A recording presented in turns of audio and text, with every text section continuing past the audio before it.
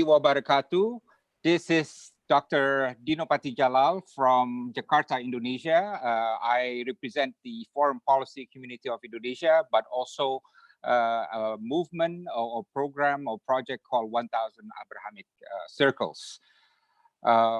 We are very lucky tonight to be listening to great minds who will speak about multi-faith efforts in addressing COVID-19 in Indonesia and across the globe. And I would like to welcome all our viewers in Indonesia and around the world who are tuning in to this important conversations. The purpose of this conversation is to discuss how COVID-19 has affected and disrupted religious life in Indonesia and across the world. It is often said that COVID-19 is changing our economies, our societies, how we live our life individually and as families, but undeniably, especially in countries like Indonesia, where there is very high religiosity, definitely COVID-19 has also affected religious affairs, religious life here. And I think the most important event that happened in the Islamic world was the closing of the Kaaba. Yeah. And that was very strategic and very important because in countries like in Indonesia, it allowed the Muslim communities, for example, to realize how serious it is, right? Never would they have ever imagined the Kaaba being closed for any reason, right? But the fact that it was closed due to the efforts to block away COVID-19, then the Muslims, especially at the grassroots, the one that are far away in the villages, who are not really tuned to global affairs, they can see that this is a very serious life and death situation. And in Indonesia, religious leaders from all sides have been rallying together to mobilize the people, to get them to understand what is this COVID-19 and how they should refrain from going to the mosque for the time being, from doing Friday prayers and from doing Taraweh and so on, and to do it at home in order to save a larger casualties or fatalities to COVID-19. So it's a new territory, and it's all the same for all religions and religious communities. And the purpose of our discussion tonight is to discuss what is the role of religion, religious communities and religious leaders in trying to fight this common enemy, which is called COVID-19. And also I will be interested, especially because coming from the Abrahamic Project, to see if this multi-faith effort is something that can even get the different religions to come together in solidarity in fighting COVID-19. So with that, I'm pleased to introduce the speakers. We have Professor Kiai Haji Nasaruddin Umar, the Grand Imam of Istiqlal Mosque in Jakarta, and he was also former Indonesian Vice Minister of Religious Affairs in Indonesia. He is a highly respected figure. Everybody knows him. He writes in Rakyat Merdeka, the most popular harian, almost on a daily basis. And I'm pleased to say that he was the one who married me and my wife, yeah? Right, at the wedding ceremony. And also we have Dr. Muhammad El Sanusi, who is a longtime friend of mine when I was in Washington, D.C. He is the executive director at the Network for Religious and Traditional Peacemakers based in Washington, D.C. He is a very bright mind and a champion of multi-faith efforts, and I'm very pleased to see him again after some years. And lastly, we have Reverend Kyoichi Sugeno. He is not from Yogyakarta or Semarang or Surabaya. He's from Japan, actually. He's the Deputy Secretary General at Religions for Peace, based in New York City. And he's a very passionate advocate also of multi-faith, interfaith dialogue and cooperation. So I will start with Dr. Muhammad El-Sanusi, and then with Professor Nasaruddin Umar, and then followed by Reverend Sugeno. And then we will be also happy to take your questions during this discussion and post your questions on YouTube live chat. I give the floor to Dr. Muhammad El-Sanusi. Well, thank you so much. Thank you so much, Ambassador Dino. And I have to say, Assalamu alaikum, peace be unto you, to audience and my brothers and sisters in Indonesia. And very delighted to meet all of you virtually, I should say, this evening. I am sitting here in the Washington, D.C. area.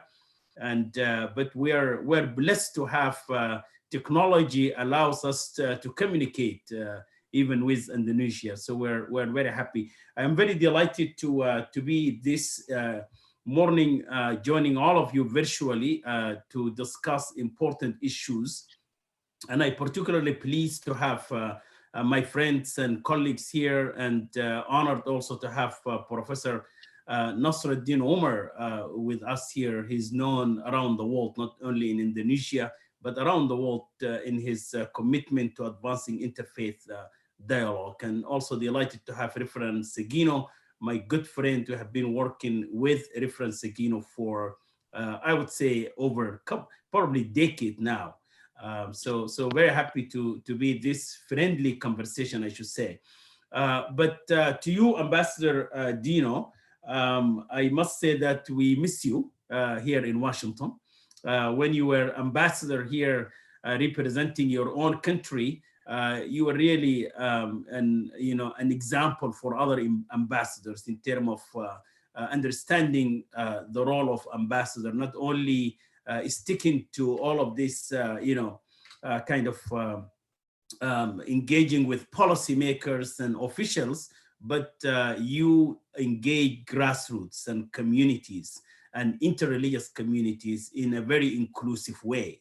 So that really was very helpful. It was fruitful years, I should say. I clearly remember your efforts also in gathering Abrahamic faith leaders and the pilgrimage that you led, taking Jewish leaders, Christian leaders, Muslim leaders to Indonesia, to Jordan, to the Holy Land, to strengthening this relationship and collaboration. So I congratulate you on that, and also in the 1,000 Abrahamic circles that you have created. But really this morning, this program is very important, and I am very happy to see this program is actually focusing on the role of religious actors and leaders, not only addressing issues related to COVID-19, but in general. These are very important issues, and the role of religious actors is always should be there as critical. As we know, 84% of the population of the earth claim to affiliate themselves to religion or some traditions or otherwise. So this is a large population we cannot just ignore.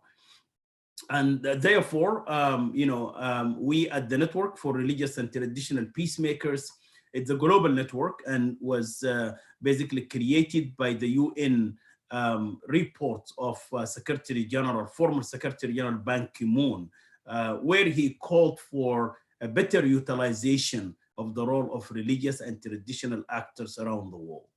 And he clearly said in the report, the role of religious actors and their potential is underutilized.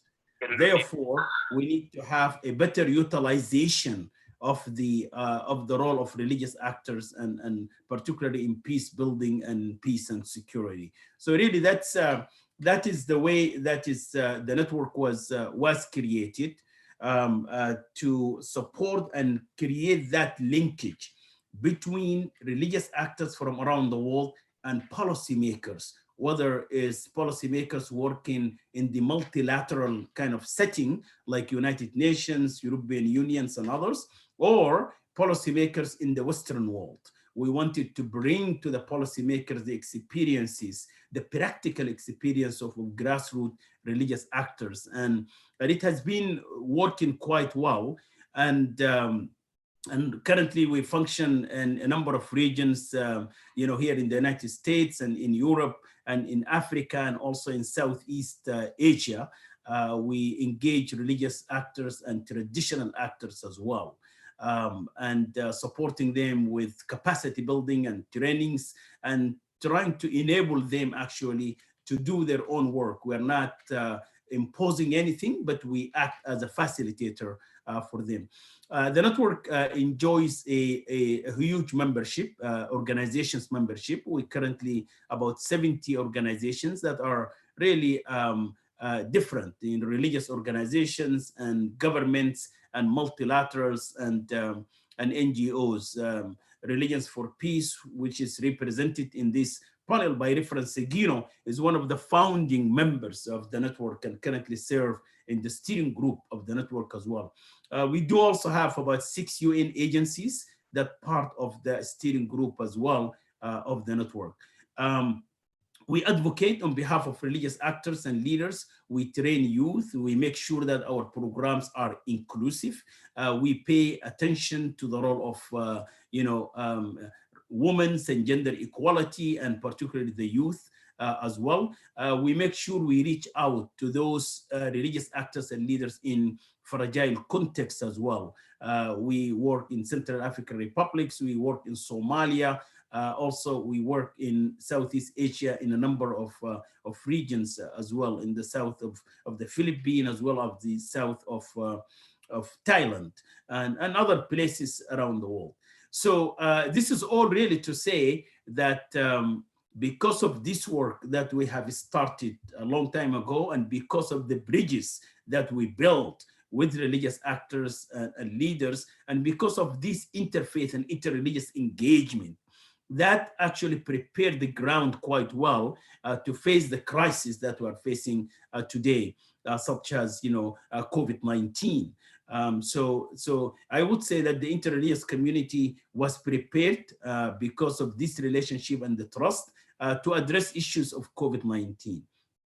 But what we have been doing since we are facing this crisis, the religious communities and the religious actors and traditional actors stepped in and worked in a number of areas to address issues of COVID-19. So in the United States, in North America, for instance, here, we highlights the beautiful examples of best practices of religious leaders and actors engaging the communities and providing social services to communities that are impacted by COVID-19. Probably you heard that in the United States here, now we are the most impacted area, country in the world.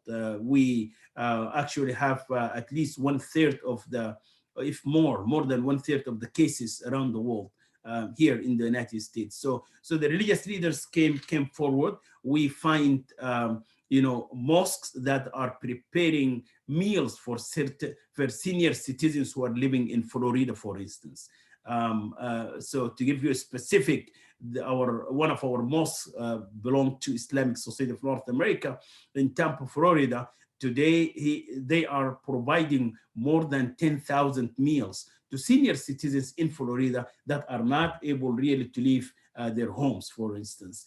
We see Sikh communities also is providing services and opening the temples to provide services and food for those who are in need. Churches in the United States also working very hard to provide also services, and particularly for those who are in the front line, the medical communities as well. The Jewish communities is also working very hard addressing all of these issues. So there is really a beautiful kind of interreligious collaboration. We see it at this time of the crisis here in the United States.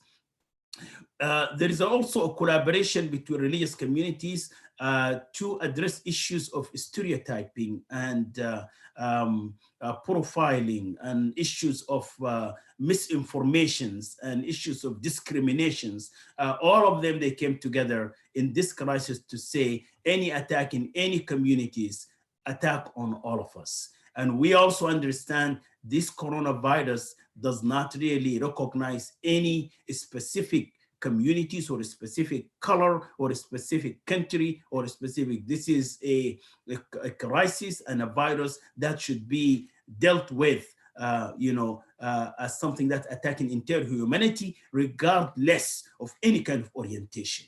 So that's an important kind of understanding that we have.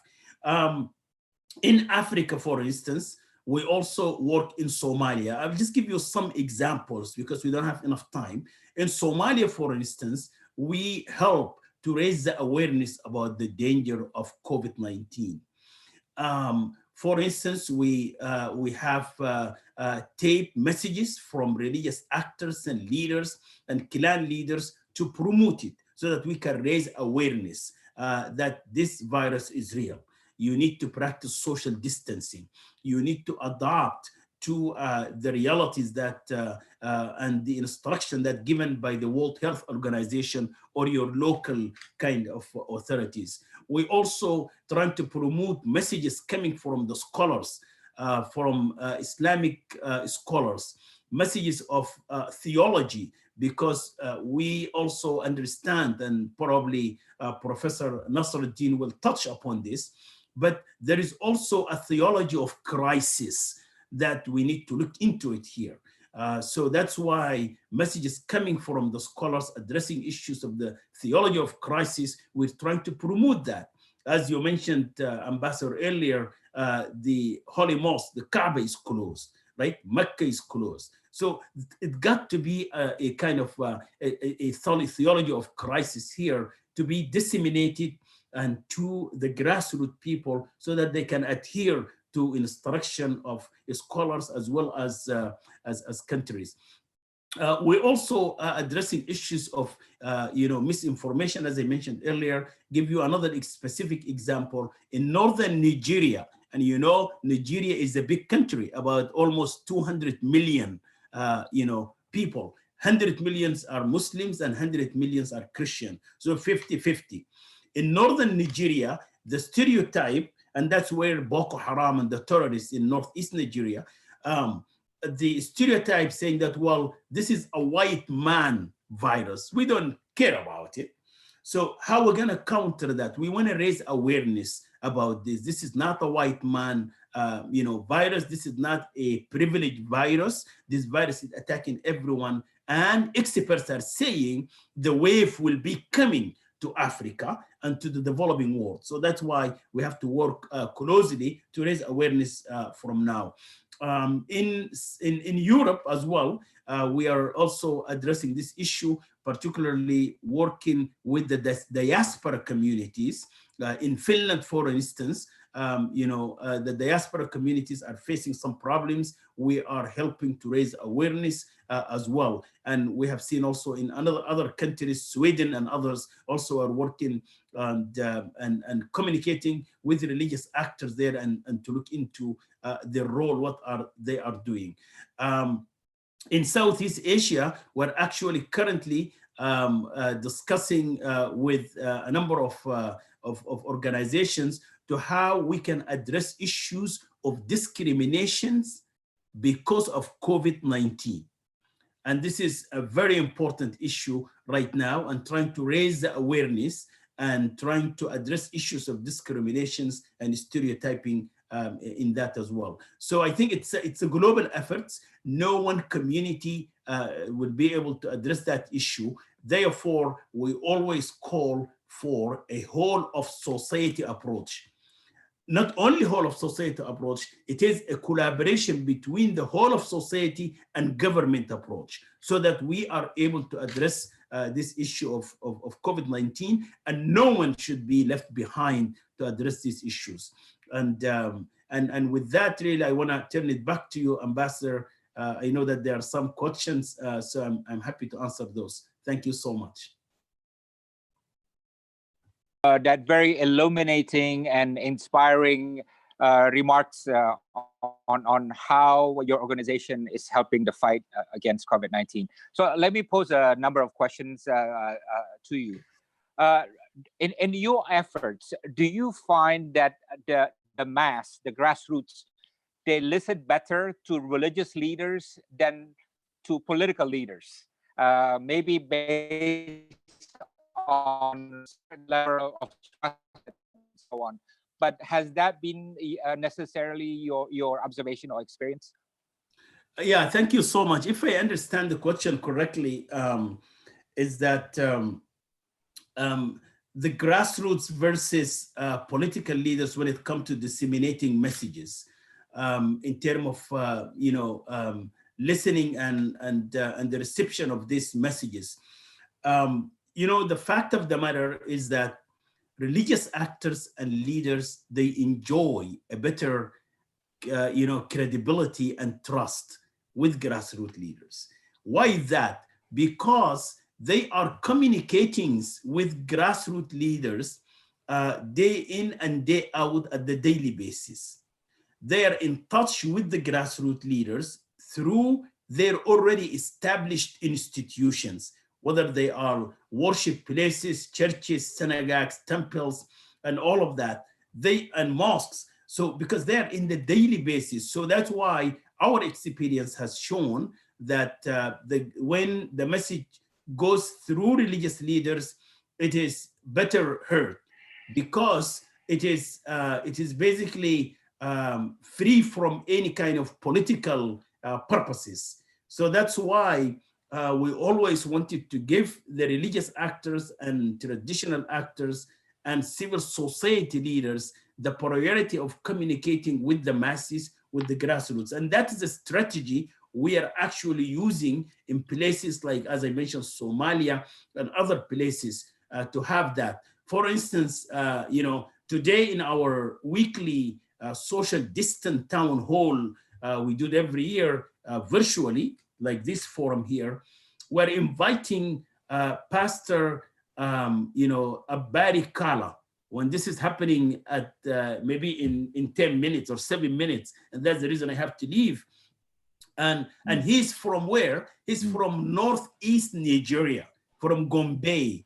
It's very close to the area that is very dangerous with Boko Haram.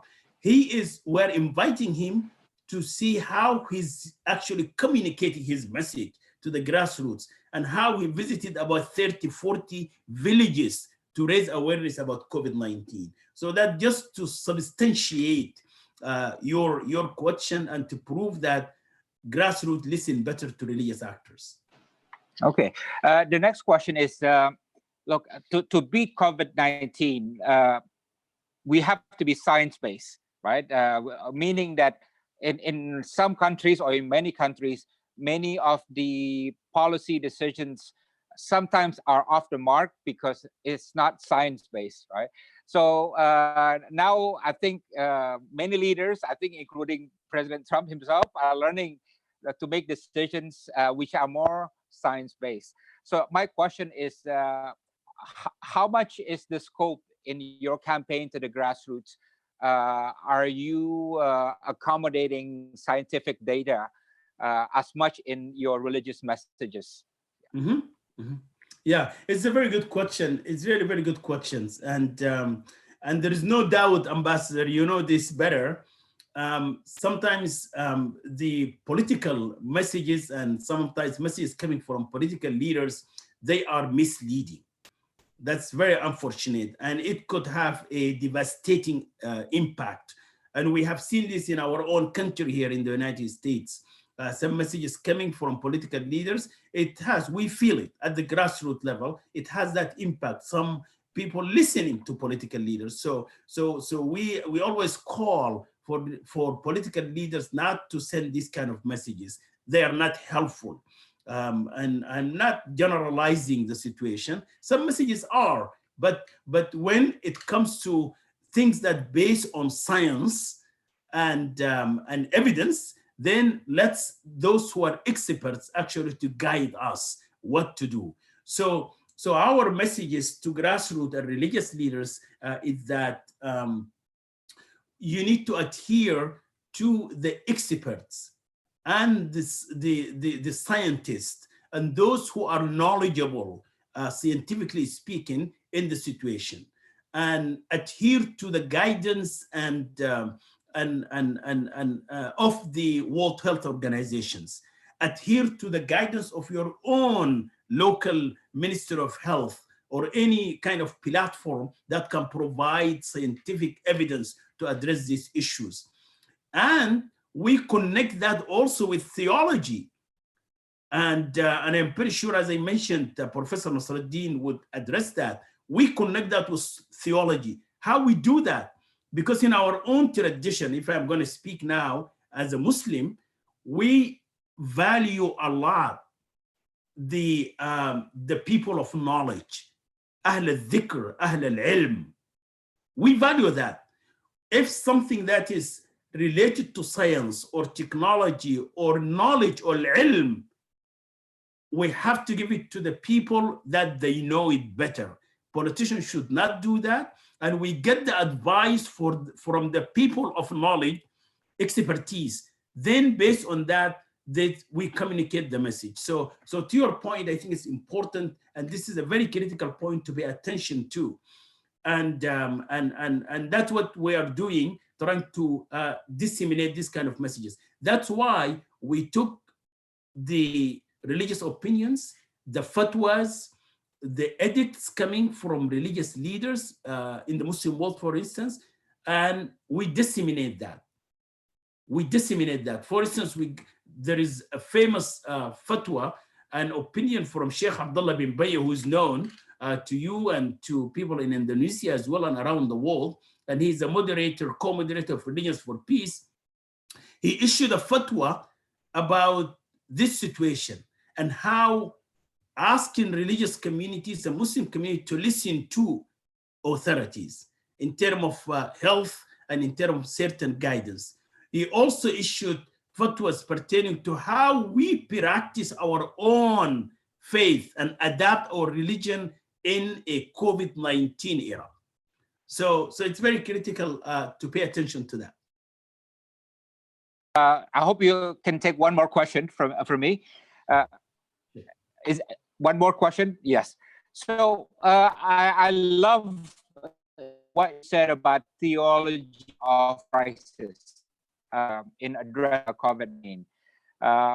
And I would like to add, I think in order to beat COVID-19, unless there's a vaccine found, and that's not going to happen for the next 12 to 18 months, I hear. Unless that's happening, I think the best solution is solidarity, right? Solidarity within nations, where the rich will help the poor, because the gap between the rich and the poor will grow even wider as a result of COVID-19.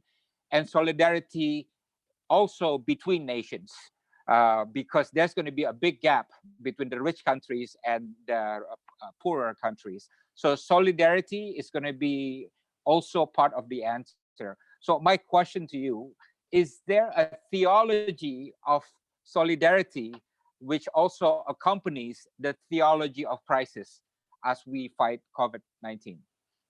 Yeah, no, it's a good question, Ambassador, and I have been in a discussion with your own friends, Rabbi David Saperstein. Rabbi David Saperstein. Yes. I have been in a discussion. He is a famous Jewish leader in the United States, and talking about these issues, how we can create a mechanism that of collaboration between developing and developed countries in addressing issues of COVID-19, in that solidarity aspect that you mentioned, which is so critical in all traditions. Solidarity is very important. So as we move forward and addressing the, we talk about a new theology to address this crisis. We also, as you said, we need to come up as interreligious or multi-faith leaders in how we can, in this situation, to bring that solidarity, which is really as a fundamental aspect in our traditions and religion, how we can bring it forward, particularly at this time of crisis. It's so important what you have already mentioned. So we have to show that, and this is an area that is, we need to stand with the vulnerable people, with those who are really unable to cope up with this. Have the poor. That's why the other day we're having a discussion in the United States, and probably for the Muslim communities, we had a discussion in the Fiqh Council of North America, and we discussed the issue of alms giving, the issue of zakat at this point. A question came from Wisconsin, saying, okay, we're supporting, we have the zakat money, and in the month of Ramadan, majority of Muslims in the United States, they are trying to give in Ramadan their obligatory giving zakat. Now, is it allowed to give zakat to non-Muslims working in the front line addressing issues of COVID-19? So the chair of the Fiqh Council, Dr. Muzammil Siddiqui, said absolutely yes. This is the time that we need to look into our own religion and adapt that. So this is, we are addressing, even if giving zakat to non-Muslims at this situation, in the categories of giving zakat is only addressing a specific category, but we need to expand that a little bit, expand it at this time of crisis. So that's why looking into our own theology, looking into our own mechanism of enhancing and advancing solidarity is so crucial at this time we're living in. So I completely agree with you, Ambassador. Whatever ways we can use to bring solidarity even much better is going to help us to thrive as a community and to help those who are in need. Dr. Muhammad, I want to thank you for your inspiring remarks and for your time. You are a great man, and the service that you have done through your projects is really amazing. So thank you very much, and I look forward when I can see you in Washington, D.C., and we can go out for a good chicken wings. Absolutely. Thank you so much. We look forward to that. We miss that opportunities, and I hope also to visit with you in Indonesia as well, and that will happen.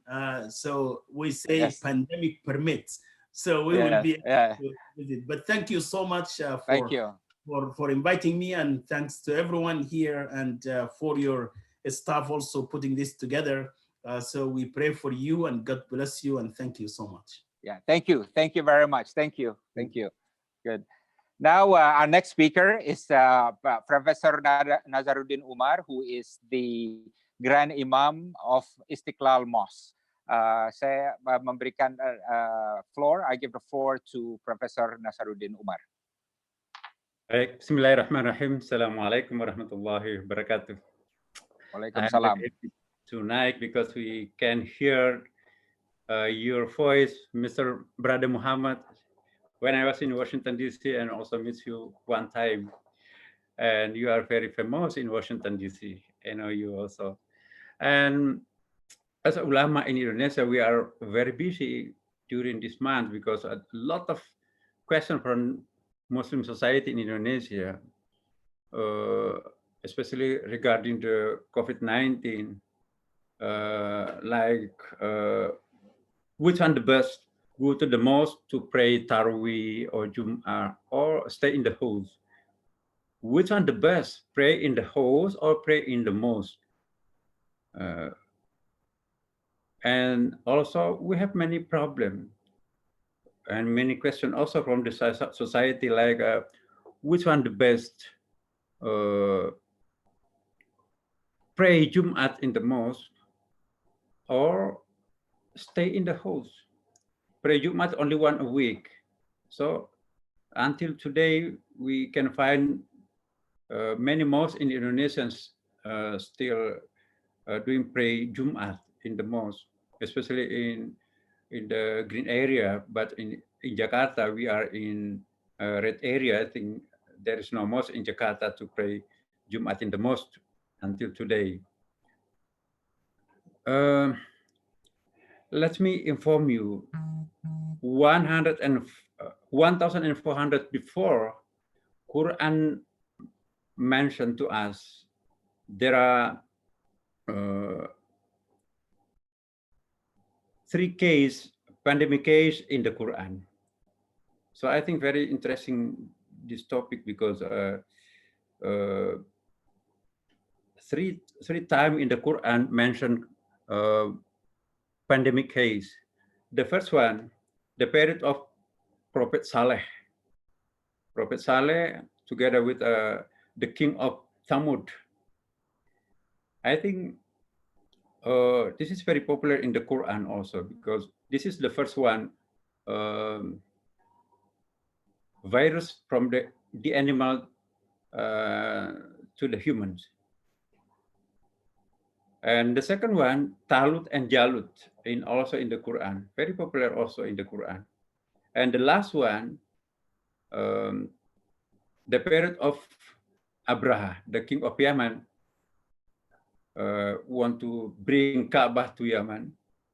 And there are also the problem of pandemic area also.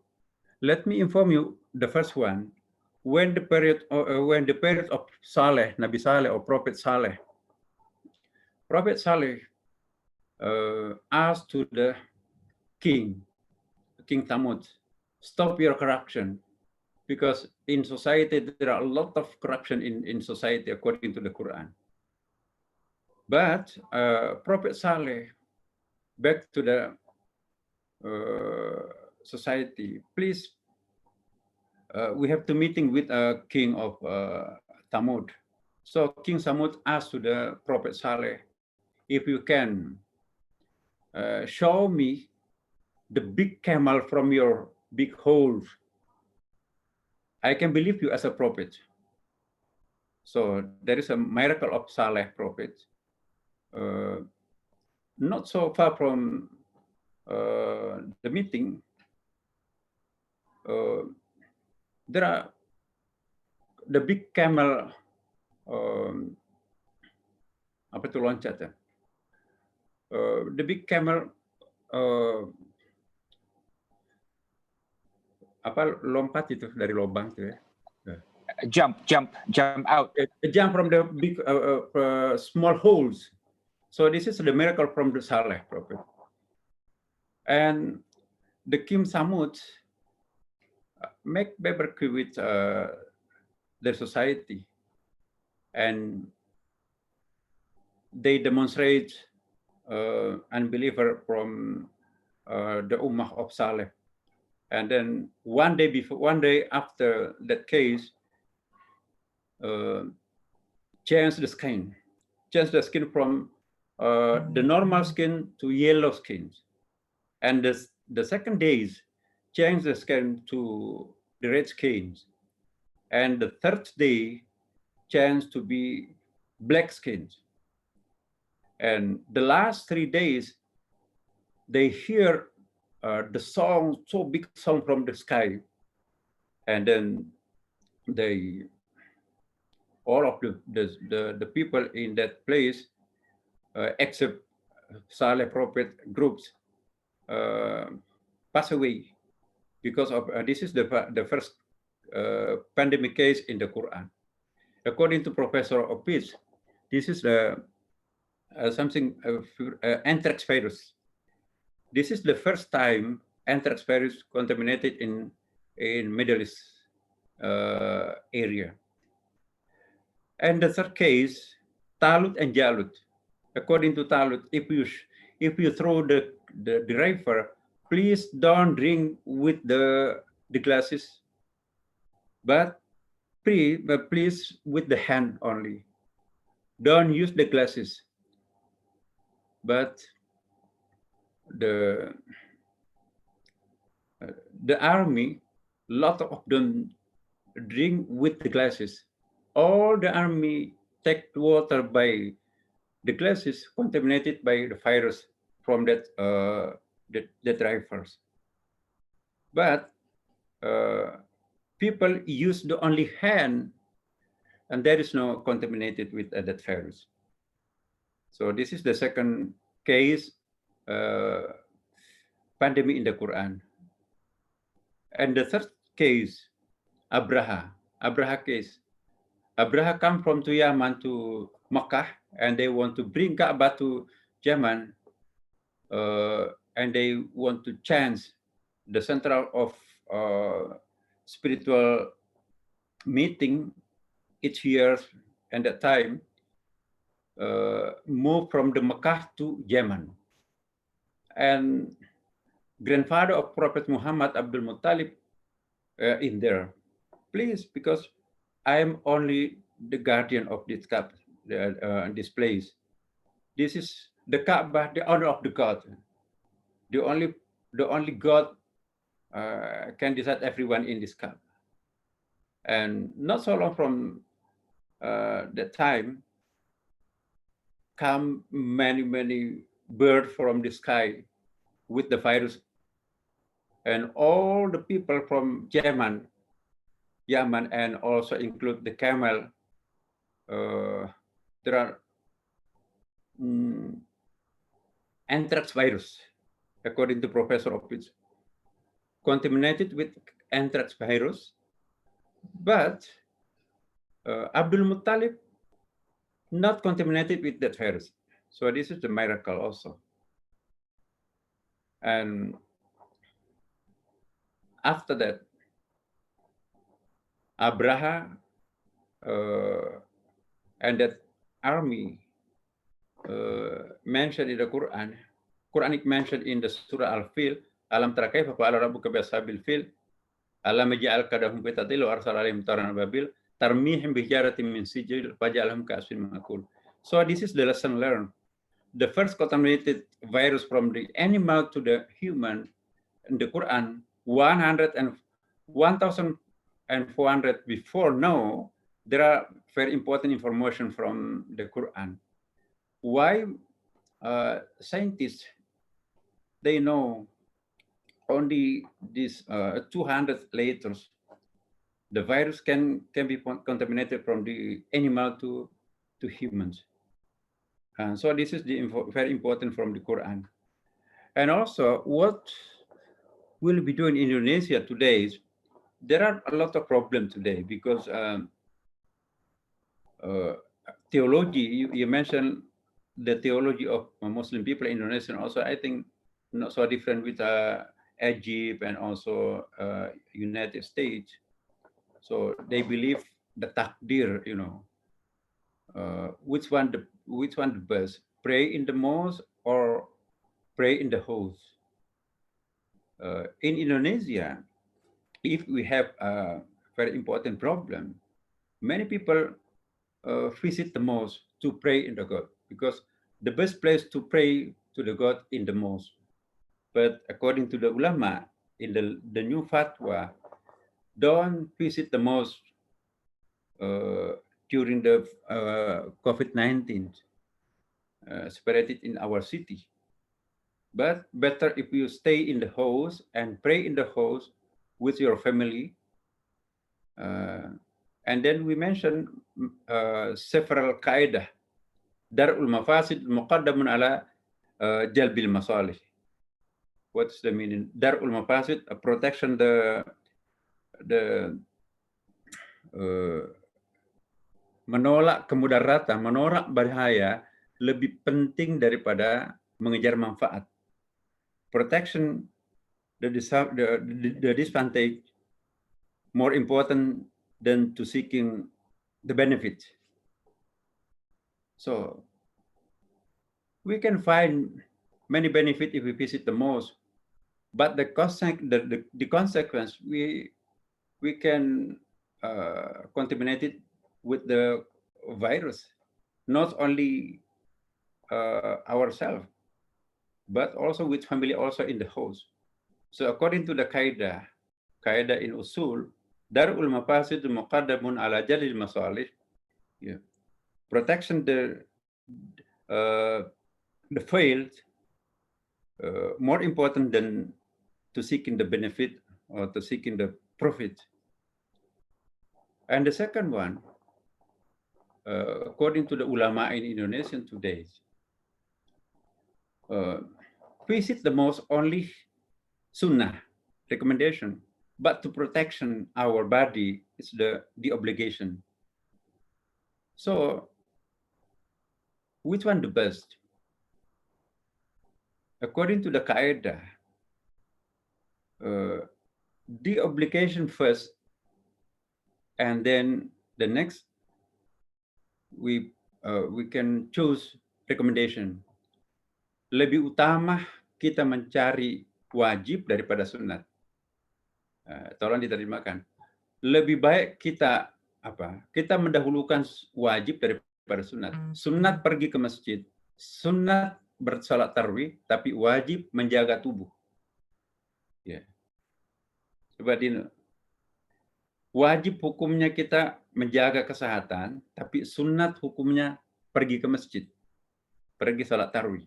Jadi kita harus lebih mengedepankan wajib. Yeah.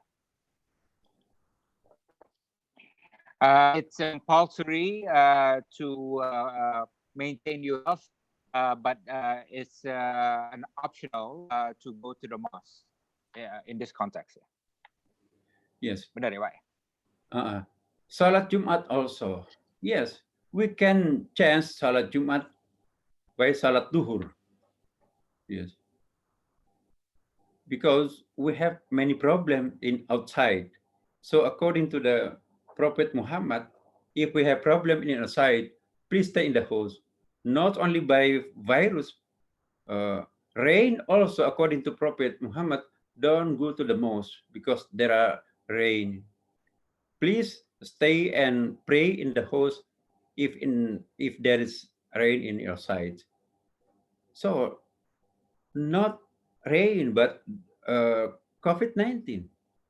Which one the dangerous? COVID-19 or raining? I think COVID-19.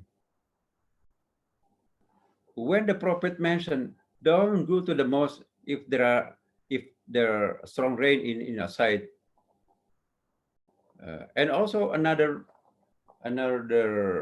hadith from the Prophet Muhammad, don't visit one place if there are contaminated with virus.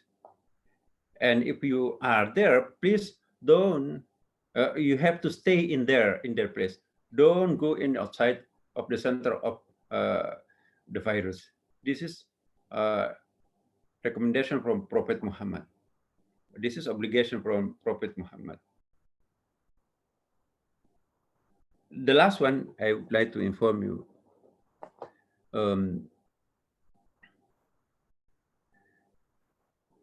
We have find also hadith. Orang yang mati karena virus itu mati syahid. Ya. Tapi kita harus memproteksi diri dari virus, walaupun itu mati syahid. Karena lebih utama mempertahankan hidup daripada mati. Nah, ini gimana menerjemahkan ini?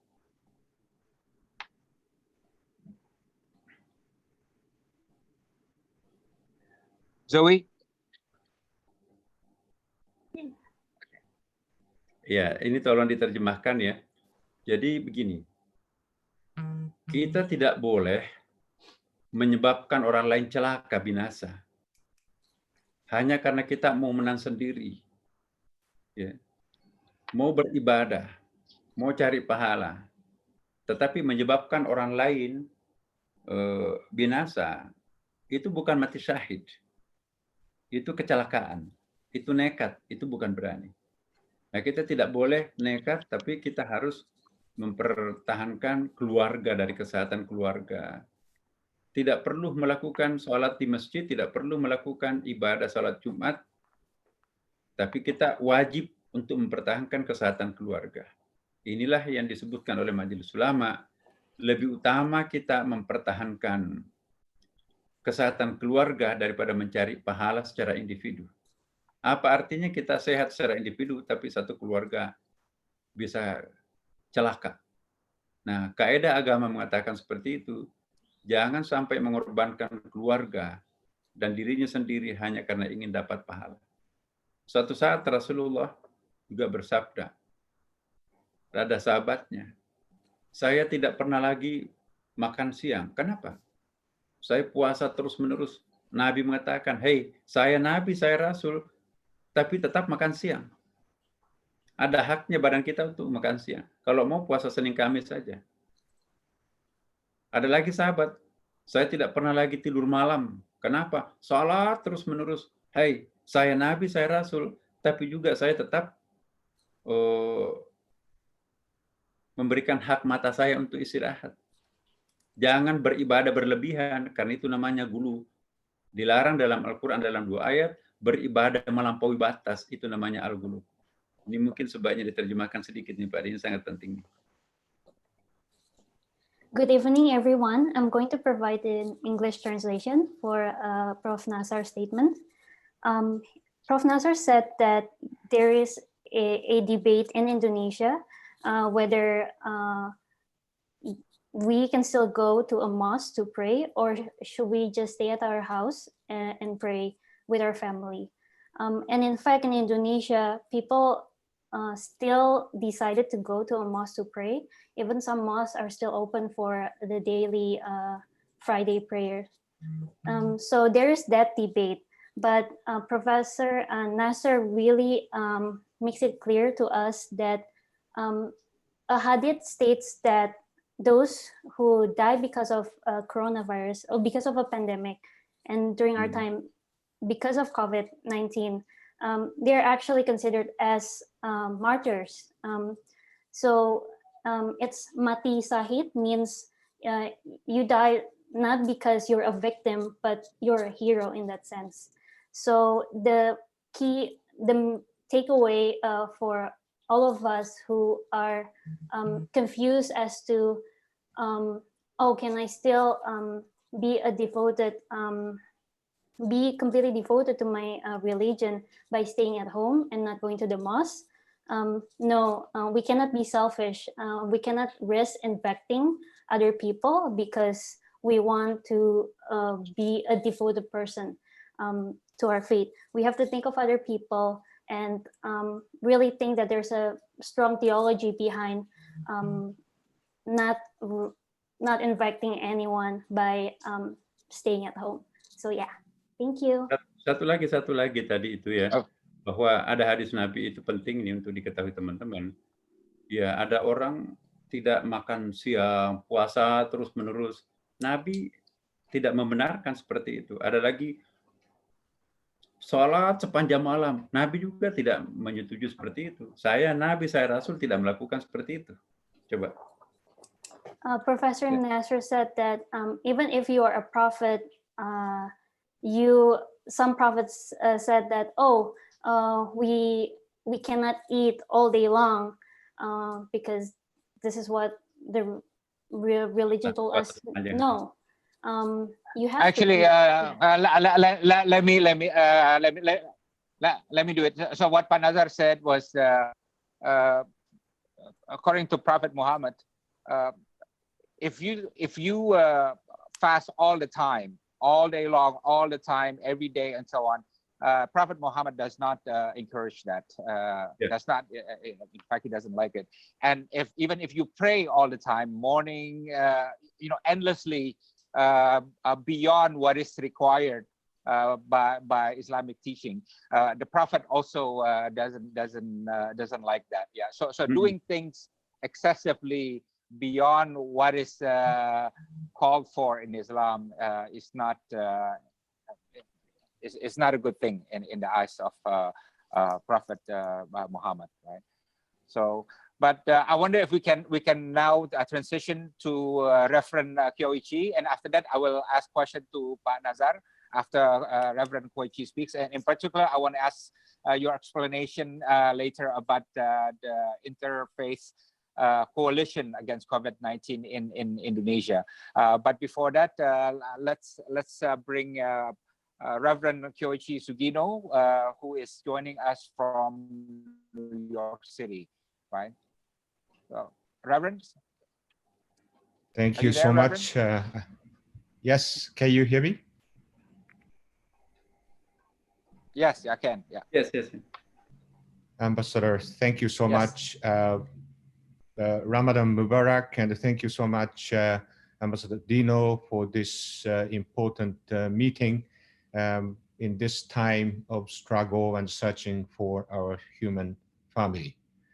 Warm greetings from New York for all viewers in Indonesia and from across the globe. From our inter-religious movement, Religions of Peace, Indonesia is a special place.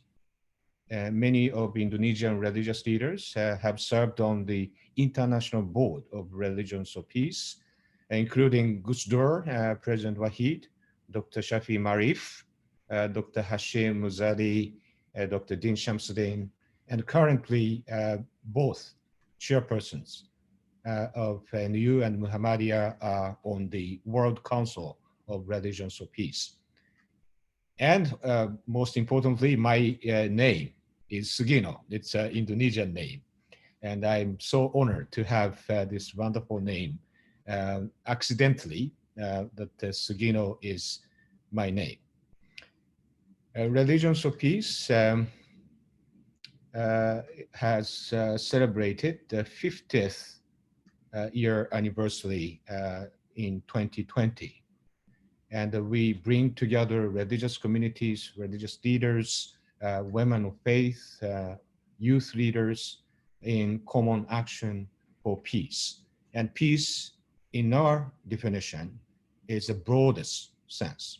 It's not just absence of war or conflict, but every human dignity and shared well-being is the meaning of positive peace for us. And we are present in 90 countries through affiliated inter-religious platforms in every region of the world.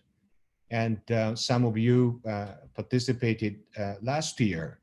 We convened the World Assembly of Religions of Peace, and about 900 religious leaders from all regions of the world gathered in Lindau, Germany, with the support of government of Germany.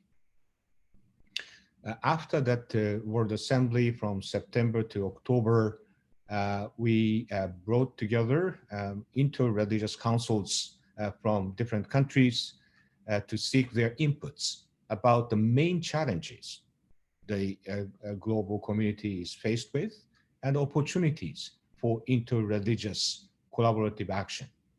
And in December last year, 2019, we reconvened those leaders, about 250 representatives from over 125 countries to develop a strategic plan for Religions of Peace priorities in the next 5 years.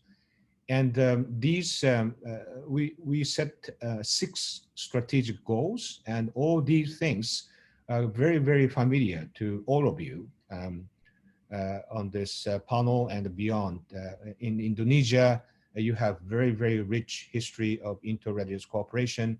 I will mention 6 goals of Religions of Peace: promoting peaceful, just, and inclusive society, advance gender equality, nurture a sustainable environment, and champion freedom of thought, conscience, and religion, and the strengthening inter-religious education and foster multi-religious collaboration and global partnership. So all these issues are global challenges and also national and regional challenges, and religious communities and inter-religious mechanisms and platforms are working together to advance and address these important issues. And then COVID-19 struck in this part of the world, the USA, irrevocably in mid-March. We began to receive requests for support from our member communities and the interreligious councils across the globe. And we set up special fund. It's called Multi-Religious Humanitarian Fund in response to COVID-19. This fund was built in April, mid-April, and we have this fund has been supported by different foundations, GHR Foundation, Fetso Foundation, Bishop Kosekai, Buddhist organization, and other individual donors.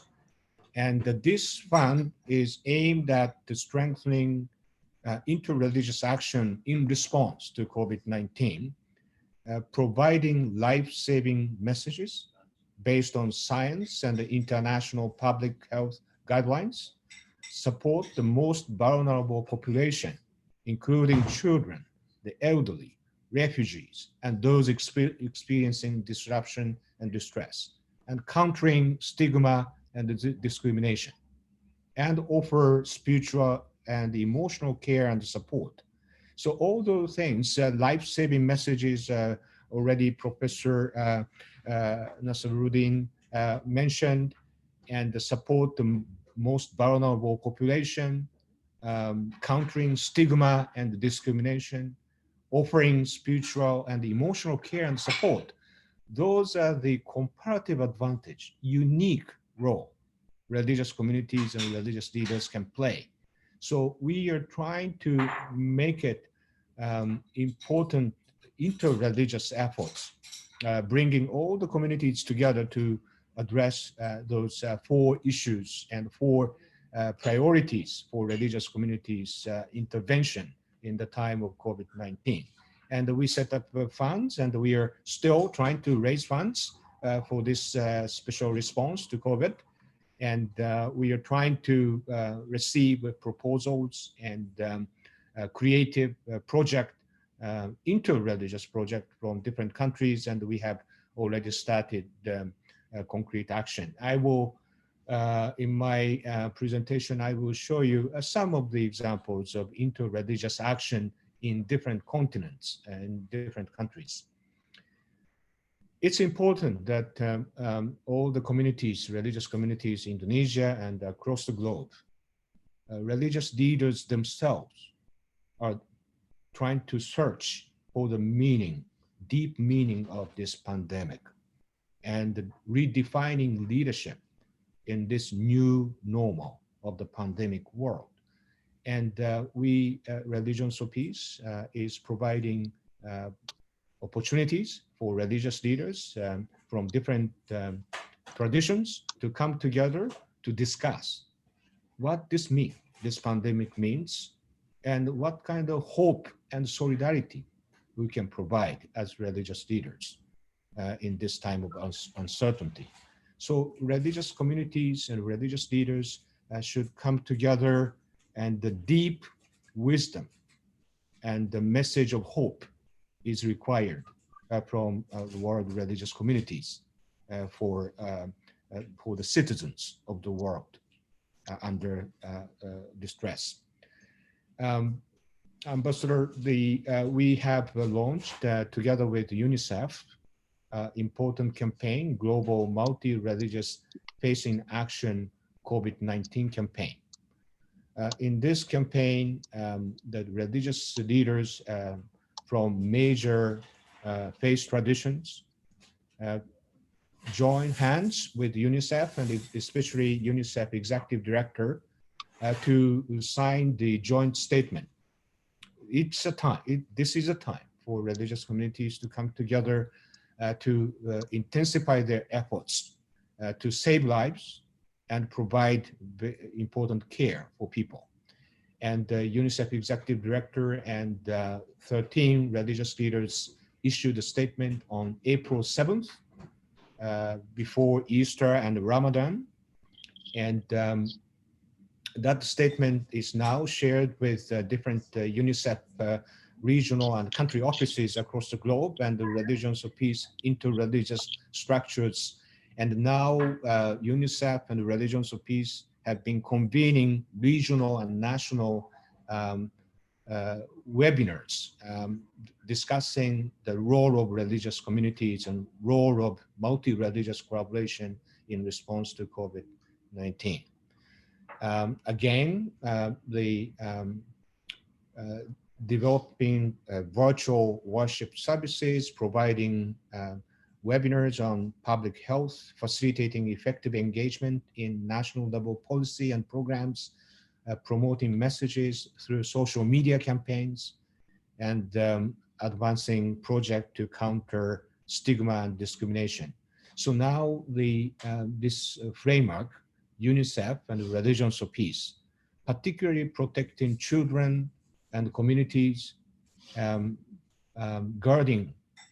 protecting children. And it's a global platform linked with regional bodies, and the national efforts are also connected. So I think this framework of collaboration, multi-religious action for the protection of children and other vulnerable people through UNICEF Religions of Peace campaign is one of the platforms Indonesian religious communities and interreligious communities can utilize. And I will end my presentation with some of the examples from interreligious councils. Religions of Peace has interreligious councils in different parts of the world. And in Sierra Leone, in Africa, built on its experience in interreligious action to respond to HIV/AIDS and Ebola. There is rich experience already in their response to HIV/AIDS and Ebola, and prevention work, stigma reduction, and even safe burials. Those were already done through the work of HIV/AIDS and Ebola, and they are building upon those experiences to develop response to COVID-19. So they are working, they launched television talk shows with Sierra Leone Broadcasting Corporation. Religious leaders appear, and the regular radio broadcast on the adaptation of religious practices for the health and the safety of believers. So all the theological discussion that the professor mentioned, those were now done interreligiously, bringing different theologians and religious leaders together on TV shows and radio broadcasts to talk about how to balance the religious practice theology with science and life-saving messages. And Interreligious Council Sierra Leone also facilitated training for district coordinators in cooperation with WHO and the Ministry of Health, so that the international, the organization WHO and the Ministry of Health are now working with religious communities and train district coordinators from 16 districts across the country, and those trainees retrained 36 groups in 16 districts. So training of the coordinators have been undertaken together with WHO and Ministry of Health. And Kenya and Uganda, similar project, systematic interreligious messages are being disseminated. And here, not only religious leaders, but also mobilizing interfaith youth networks. So youth are critical in dissemination of messages and advising their peers and life-saving and health guidances, so that youth networks bringing together youth from different faith communities is also critical. And helping vulnerable populations, it's a very painful, suffering situation now, but it's time for the humanity to rise up. And helping vulnerable population in Interreligious Council of Peru in Latin America, Venezuelan refugees are there, and they are suffering because of COVID-19. And the Interreligious Council, it's a country's interreligious body, is working to provide approximately 8,000 vulnerable asylum seekers, refugees, and migrants, 2,000 families with essential emergency response materials, including food, hygiene kits, and rent vouchers. So those important action by interreligious body has been taken to help vulnerable populations, including refugees. And my own country, Japan, Religions of Peace Japan, has initiated interfaith chaplaincy, providing spiritual counseling, psychosocial support. It's important that the religious leaders and the communities can provide this spiritual and emotional care for people suffering under COVID-19. So that project, and it's important that it's, previous speakers mentioned, it's not an issue only in developing countries or developed countries. It's a global pandemic. So every country is affected, and the global solidarity is important. And even those actions in developed countries should be enhanced. And finally, another example is in Brazil. Interreligious Council has witnessed some select religious communities intentionally violating isolation guidelines, physical distancing guidelines, and spreading misinformation, not based on science and health guidance. And simultaneously, the government itself has sent mixed messages regarding COVID-19 response and guidelines. So the response was, when such action is happening in certain religious communities, interreligious solidarity is important. So that the religious communities in Brazil came together and calling for a strong united voice to ensure that the religious communities act in accordance with safety regulations, and the clear messages are sent to their constituencies regarding relevant international health guidelines.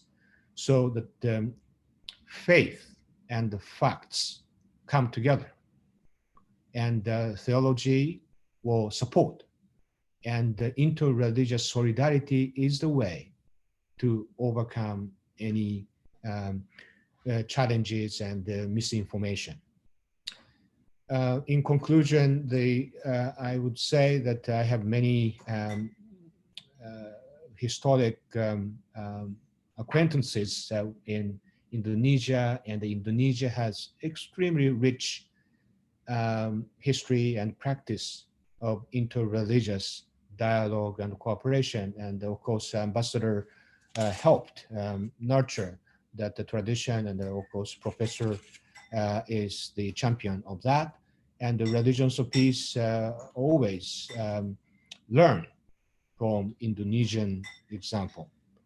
So I think that through these global Religions of Peace UNICEF multi-faith campaign, international cross-continental learning and the sharing of best practices in multi-religious response can be done. And the Indonesian model, Indonesian multi-religious actions should be introduced to the international community and interfaith community to strengthen our global response to COVID-19.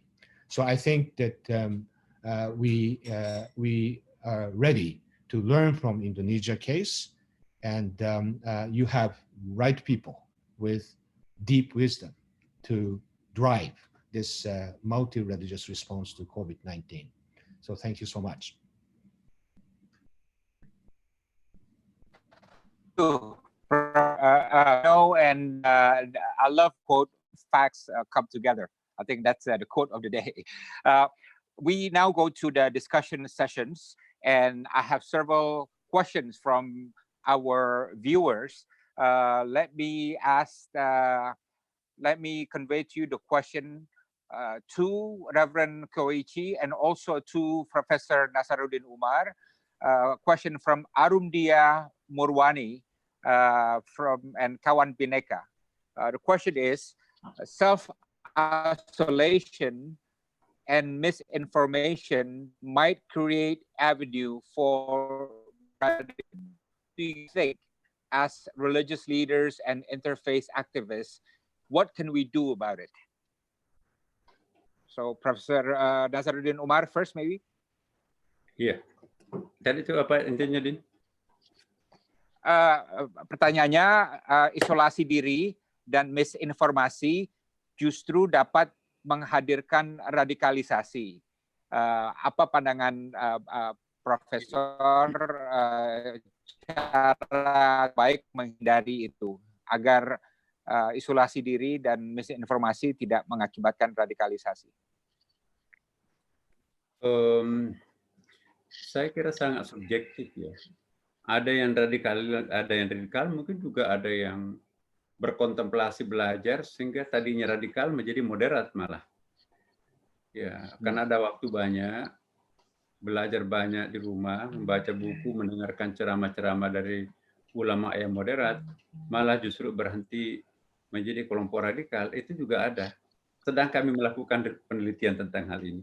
Tapi juga ada yang bertambah fanatiknya itu karena menjalin komunikasi interaktif dengan kelompok-kelompoknya dari luar negeri, itu juga memang ada. Jadi sangat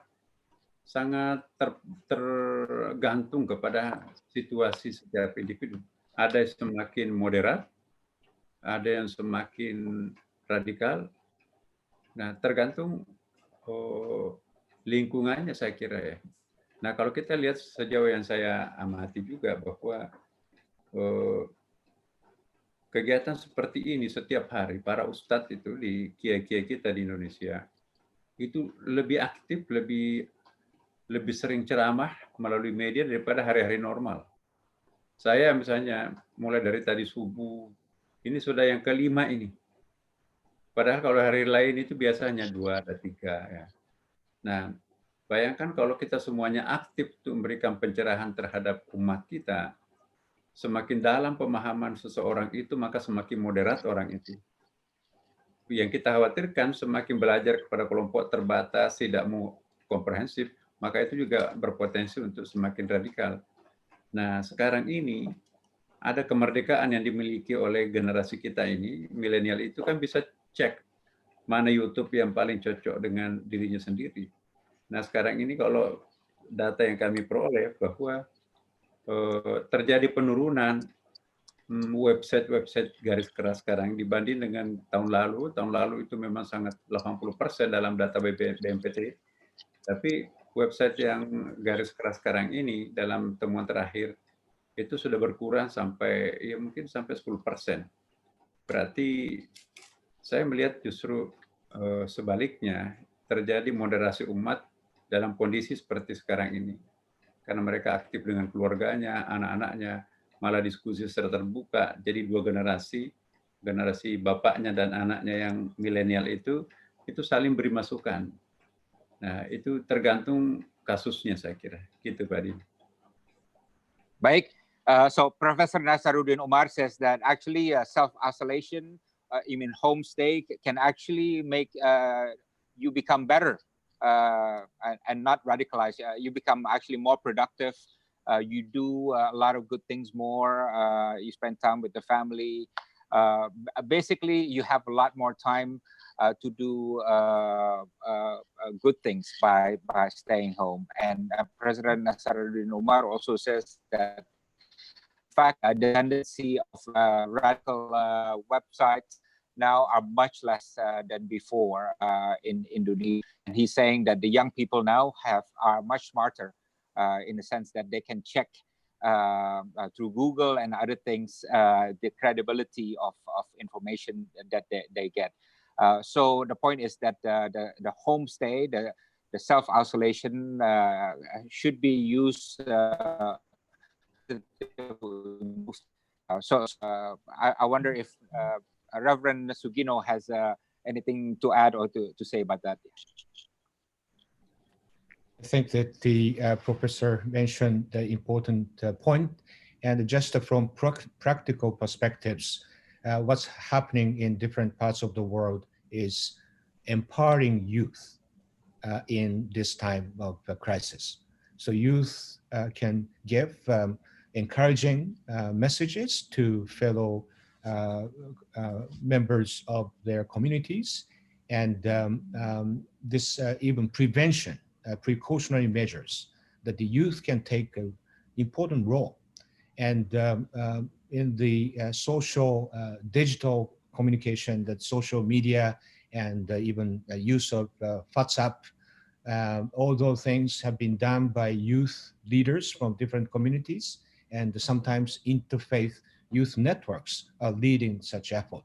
So I think empowering youth in a positive way and saving lives, that message can be delivered by the youth themselves. So that perspective is important. Okay, so now we have an interesting question from Rida Septia from Vokasi Institute Pertanian Bogor. Right? It's one of the cities that have been also heavily affected by COVID-19.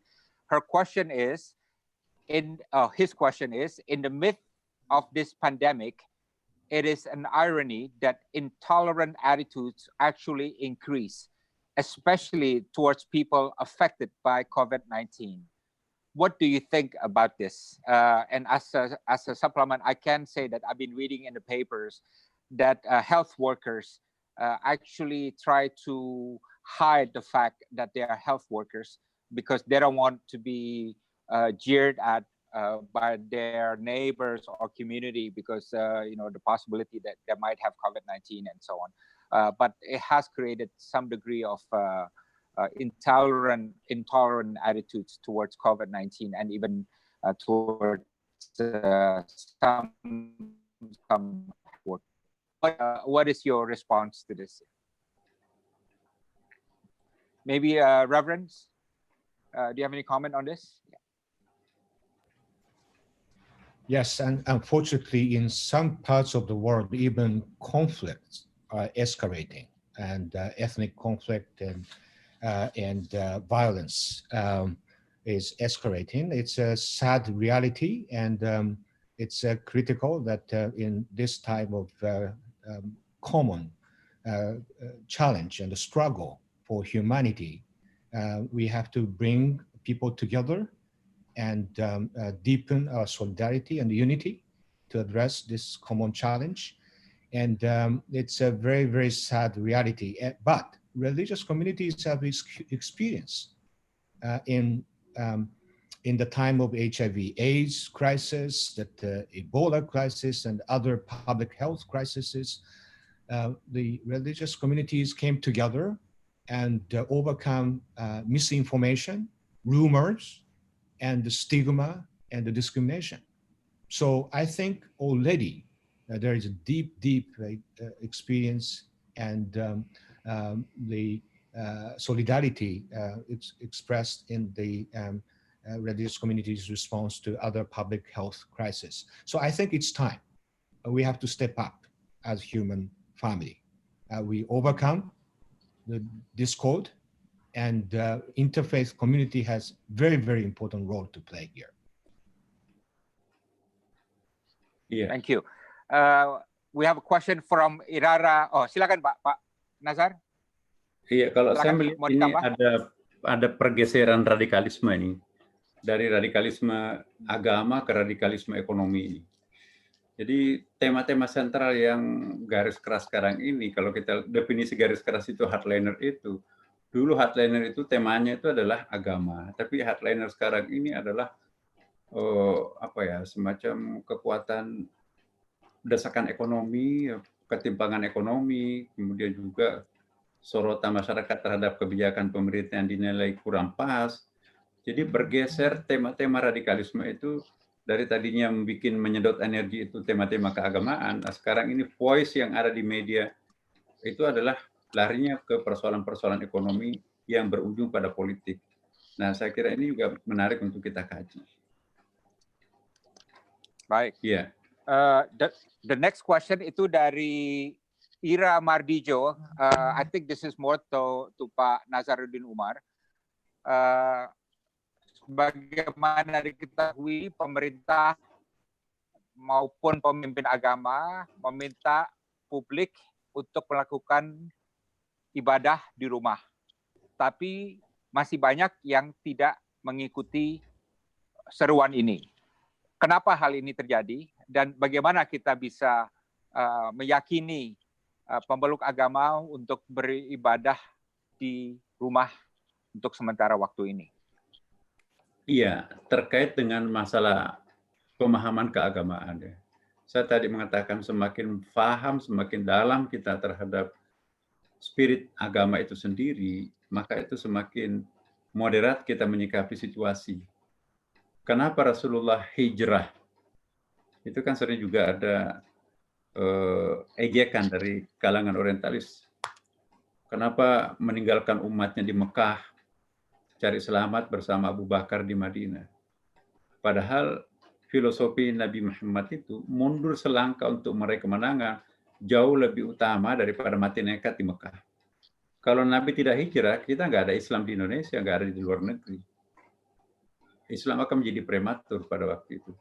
Jadi ini juga konsep hijrah itu juga sendiri suatu pembelajaran bahwa mundur selangkah. Dan Nabi banyak kali kebijakan-kebijakannya itu. Perjanjian Hudaibiyah misalnya yang bukunya Dino itu bagus tuh ya. Perjanjian Hudaibiyah kenapa bisa mengalah soal redaksi? Yang penting adalah tujuan jangka panjangnya itu.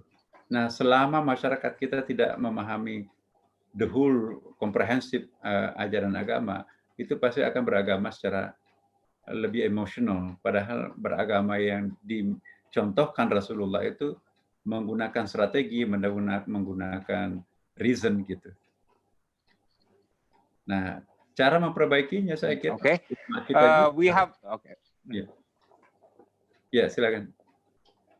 Silakan Pak.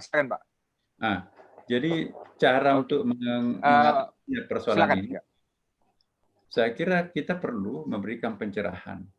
Saya juga sudah melihat media-media televisi, media sosial kita sekarang ini semakin aktif tokoh-tokoh ulama-ulama kita. Tadinya kan diam, ya ulama-ulama besar kita itu tadinya tahun-tahun lalu diam. Sekarang sudah mulai buka mulut, sudah mulai memberikan pencerahan, sudah mulai turun gunung lagi.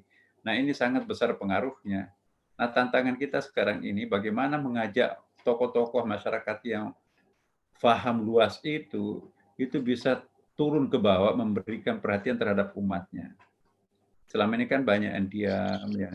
Kita harus speak out ya, berani keluar menyampaikan sesuatu. Dan kalau kita semuanya ramai-ramai memberikan pemahaman lebih mendalam, maka saya kira pemahaman masyarakat kita itu akan beralih ya dari tadi itu nekat pergi ke masjid menjadi oh ya kalau begitu lebih produktif, lebih proaktif kita kalau kita di rumah.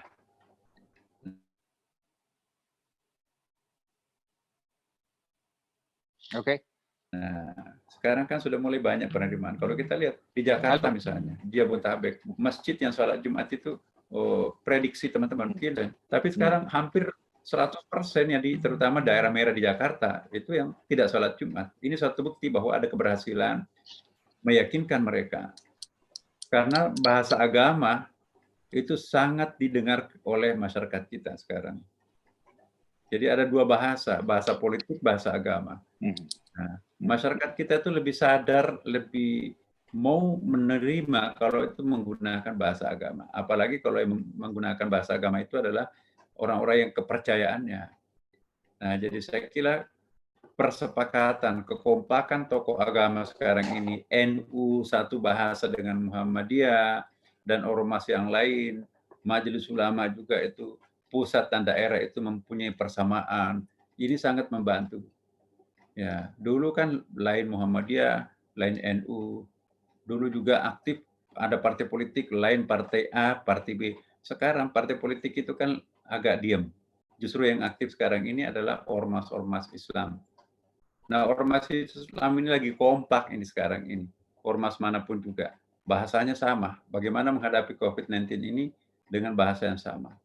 Kita lihat ormas-ormas Islam tidak ada satupun ormas resmi yang besar yang berpendapat beda dengan fatwa Majelis Ulama. Ini semuanya menjadi kontribusi yang sangat bagus untuk mempercepat proses penghilangan COVID-19 ini. Nah, saya bisa bayangkan kalau masyarakat kita itu terpecah. Ulama satu mengatakan lain, ulama yang lainnya mengatakan lain. Ya, kita nggak bisa melarang orang pergi ke masjid. Tapi sekarang orang tidak pergi ke masjid karena mereka sadar. Nah, kenapa mereka sadar?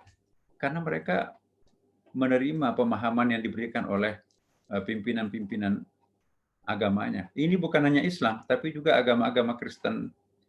Kami sering ketemu dengan tokoh-tokoh umat ya, yang lain. Ini ada satu persamaan bahasa. Agama Hindu, agama Buddha, mereka melupakan perbedaan internalnya, satu bahasa menghadapi COVID. Islam juga, mereka menghadapi dengan bahasa yang sama, melupakan perbedaan-perbedaan ad hoc-nya. Nah, ini satu hal yang sangat bagus. Ya, mudah-mudahan ini ada efeknya untuk penyelesaian persoalan COVID-19 ini. Ya. Sekarang karena waktu sudah menipis, I will go to the last question, and this question is addressed to both Reverend Quixote and also Sir Nasaruddin Umar. The question is from Zainal Abidin from Jakarta. How do we take advantage of COVID-19 issue to promote peace throughout the world? I think he's asking how out of this crisis we can have the opportunity to promote peace. So I'll ask Reverend first respond to this question, and then Professor Nasaruddin Umar. Professor Quixote. Thank you so much. It's an important question. The interreligious collaboration should continue in the time of peace, in time of conflict, and in time of emergency. So all these stages we experience our effort to create the peaceful, just and peaceful society should continue. And one example, the United Nations Secretary General called for global ceasefire. All the wars and conflicts should be stopped because we have a common challenge, a struggle now. And his call has been followed up by many religious communities and leaders, including Pope Francis. And one national expression is even in Myanmar, the Rakhine state, the conflict is escalating, and the Islamic Center of Myanmar, the Catholic Church, Cardinal Charles Bo, and Hindu and Buddhist communities came together in Myanmar to call for the immediate cessation of hostility in Rakhine state. And of course, we have a very painful reality of Rohingya refugees in Bangladesh, and the situation in Rakhine state is not sufficient for any dignified return of refugees. But I think this COVID-19 should present the unity and solidarity and the people coming together, all faith communities coming together, and promote the dignity of people, including the suffering Rohingya population there. So conflict resolution, transformation, helping refugees, migrants, protecting minorities, and protecting vulnerable population, children, the elderly, and other disadvantaged population should be part of our work. And again, interreligious collaboration has to continue in time of conflict, in time of peace, and in time of humanitarian emergencies. Thank you. Thank you. I wonder if I just see Muhammad rejoining us. I'm wondering, before I give the floor to Professor Nasaruddin, if you have any thought on how do you think COVID-19 can provide an opportunity to promote a stronger peace or better peace in this world? Yeah.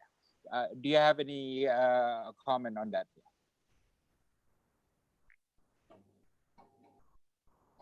I just finished another meeting with the religious actors on similar issues. And we got guests from Indonesia as well in that meeting. You know, it's a good question, and I think this COVID-19 definitely provided opportunities, and I see faith communities and multi-faith communities, they're seeing it as an opportunity, in the sense that when God brings this kind of disasters and crisis, we have to take the best out of it. And I see that brought people together. And I see that now a number of religious actors and multi-faith organizations, they are continue to pray and also playing a role to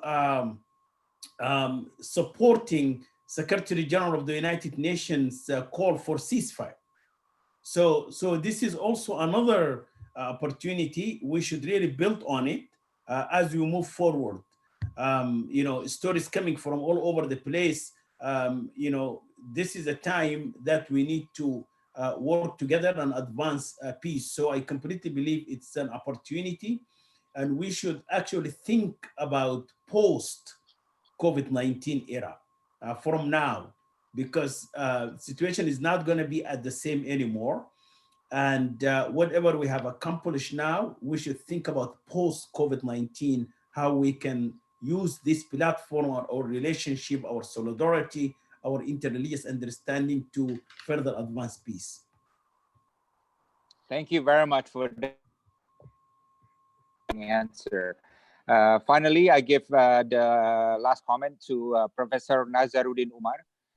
Can COVID-19 be an opportunity to promote more peace in the world? Ya, betul. Nah, kalau kita lihat ya, justru masjid-masjid, mohon maaf ya kalau saya sebutkan yang dianggap garis keras, itu juga justru maju sebagai front terdepan untuk melarang umatnya untuk datang ke masjid bergerombol, berkumpul. Ini bukan hanya di Indonesia, tapi juga jaringan-jaringan lain di luar negeri yang kita anggap sebagai kelompok garis keras itu pun juga menyarankan, merekomendasikan kepada warganya untuk mencegah COVID-19 ini dengan cara tidak ke masjid. Nah, jadi seolah-olah COVID-19 ini itu justru mempertemukan, mempersatukan kelompok-kelompok, terutama dalam Islam ya. Jadi sekarang temanya sama. Kita lihat orang-orang yang tadinya dianggap garis keras itu malah justru berdiri paling depan. Ya, mari kita jangan ke masjid, lakukan sholat di rumah masing-masing. Persis sama bahasa pemerintah juga kan, sama bahasanya NU, sama bahasanya Muhammadiyah, garis mainstream yang lain. Jadi kita mempunyai persamaan vocab di dalam menghadapi COVID-19 ini. Kecuali yang garis keras pendatang baru, saya katakan pendatang baru karena ya entitasnya itu tidak mengikut kepada mainstream yang sudah ada. Nah, tapi kita lihat in general ya, insya Allah mudah-mudahan COVID-19 ini membawa berkah tersendiri, mempertemukan, mempersatukan, mempersamakan pandangan kita sebagai sesama warga bangsa Indonesia untuk melihat ke depan. Doa kita pun juga di masjid sama, doa kunutnya sama juga. Jadi sama-sama kunut. Yang tidak pernah kunut akhirnya juga kunut, memang ada hadisnya kan, kunut nazilah itu. Jadi kita semakin saya melihat kita ada persatuan di dalam akhir-akhir ini. Itu karena hikmah daripada COVID-19 ini. Ingat di Aceh dulu kan, tsunami di Aceh itu juga faksi-faksi yang ada itu juga menjadi satu. Kadang-kadang juga musibah itu membawa berkat tersendiri untuk mempersatukan. Sama juga kemerdekaan kita dulu. Ya, kita nggak ada perbedaan. Begitu ada tema sentral yang lebih penting, lebih urgent dan lebih dahsyat itu, maka berkumpullah semua orang berbeda. Nah, mudah-mudahan manajemen sesudah ini nanti ya tergantung pemerintah dan kelompok-kelompok pemimpin ormas itu memanage keserasian masyarakat kita sekarang ini. Cuman yang kita perlu cermati ini masalah keadilan sosial. Keadilan sosial itu juga problem tersendiri sekarang di Indonesia ya, adanya ketimpangan. Tapi itu tadi saya katakan terjadi pergeseran isu radikal dari radikalisme agama ke radikalisme yang bertema ekonomi itu. Nah, ini perlu ada jalan keluarnya juga. Ya. Dari saya begitu, Din. Mohon maaf kalau keterbatasan saya seperti ini. Professor Nazaruddin Umar believes that yes, the present crisis can produce peace, and he indicated that the hardliners, the group of people that used to be hardliners, are now actually uniting in their efforts with the moderates to fight COVID-19. And in fact, there has never been a time in Indonesia where the different spectrum of Muslims are working together, and including with non-Muslims as well. And Professor Nazaruddin Umar believes that like in Aceh, where we had the horrible tsunami in 2004, that tragedy can be turned into opportunity to strike a peace deal between the rebels and the government. So he thinks that yes, there is opportunity to make better peace as a result of COVID-19. We have come to the end of our discussions. So, I want to make just Ambassador? 2 points. Please, go ahead. Yeah, no, Yes. but I just wanted to Please. The point that Professor Nasruddin said about even the most conservative groups right now coming forward to collaborate with everyone to address this issue. We just heard exactly the same story when I left this meeting from Nigeria. From northern Nigeria, there is a group called Izala. The full name is Izalat al-Bid'a wa Iqamat al-Sunnah. That's the name of the group. More conservative group. So the news came, he said that now they're collaborating with other groups in the Muslim communities to address COVID-19. So to Professor's point is that how we can take this opportunity and not lose it and build on it as a platform for dialogue with those conservative groups like Izala and others.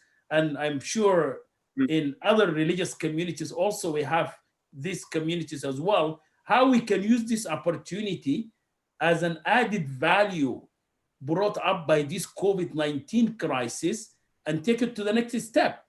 I think that's something that we need to think about it. Thank you. Yeah, thank you for the point. Yes, thank you. That's a very good point. Very good point. Thank you very much, Dr. Muhammad. And I want to end with 2 points. One is this. Look, we have to be pragmatic and realistic as we look at the near future, not the long future, the near future, which is what? Poverty is going to get worse, especially in developing countries like Indonesia. And I think in the US, even that's going to be the case. But there's going to be more unemployed people, more poverty, more destitute, more desperation, and more economic injustice and inequality. Right? That is for certain. If anything we can predict in a time of uncertainty, it is that. And the question is, what can religious leaders do that can be helpful to this situation? Because as Professor Nazaruddin has said, and as Dr. Muhammad has said, the trust level towards religious leaders is generally higher because they have their own communities, their own church, their own mosques, their own synagogues, and so on. So I think religious leaders will play more than just spreading information about COVID-19, but also as a social safeguard and stabilizer to help the poor and to calm the poor, hopefully, so that the impact of COVID-19 will not be people going in the street, looting, and new class conflict, and so on. So that's the first point. And the second point is, I've been in numerous conversations that reflect the point made by Dr. Muhammad, which is we don't want to just recover after COVID-19. You know, everybody is going to expect a negative growth in Indonesia, around the world, you know, maybe 0% or minus something percent for the world economy and regional economies.